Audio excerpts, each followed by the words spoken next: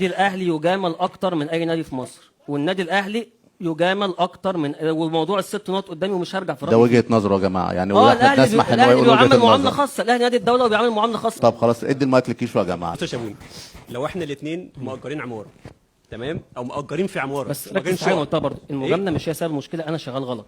بس ماشي مش هقدر اقول لك انت بس بتتجاملش زياده لا عني، انت بتتجامل زيادة عني. انت قلت اعترفت على فريقك، قرب المايك بس بس يا كيشو.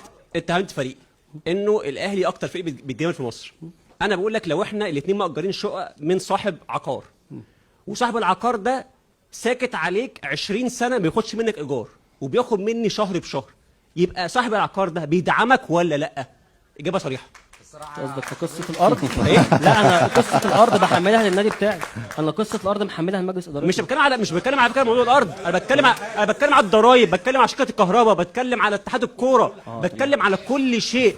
في مليار جنيه ديون سياديه وخاصه بالدوله والضرايب وكل شيء على الزمالك. اذا الدوله بتدعم الزمالك بمليار جنيه ومش بتطالبك بيها، في وقت ان هي كل نادي لو الاهلي ما دفعش 8 مليون جنيه عشان كهرباء ادفع يا انا ما اعرفش المعلومات دي، بس لو انت لا يعني ده حقيقه يعني بالمناسبه اقول لك كهرباء اللاعب مش كهرباء عشان بما انها بيك كهرباء اللاعب 8 مليون جنيه عشان كهرباء اللاعب صح سكينه يعني ولا كارت فوري كهرباء؟ لا كهرباء اللاعب تمام.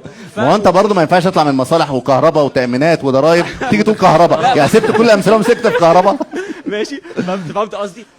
انا مش مختلف معاك ان انت بتتكلم عن ناديك ان هو نادي فيه مشاكل، وفعلا اداره النادي الزمالك مش مقدره كيان نادي الزمالك، هو كيان كبير. وعلى فكره بس عشان ما تنساش، انا اول واحد في السوشيال ميديا قلت ان الزمالك من حقه يفتخر ويبروز ان نادي الزمالك هو الاكثر تتويجا في القرن العشرين. شكرا. انتوا بقالكم 20 سنه سايبين الانجاز الحقيقي وماسكين في حاجه بتاعتنا. احنا بقالنا 20 سنه ما بنعملش حاجة. بس انا عايز اذكر شابوني بجد من احسن الزملكاويه اللي بتتكلم بعقل، وكل يوم مننا كل احترام الحقيقه يعني.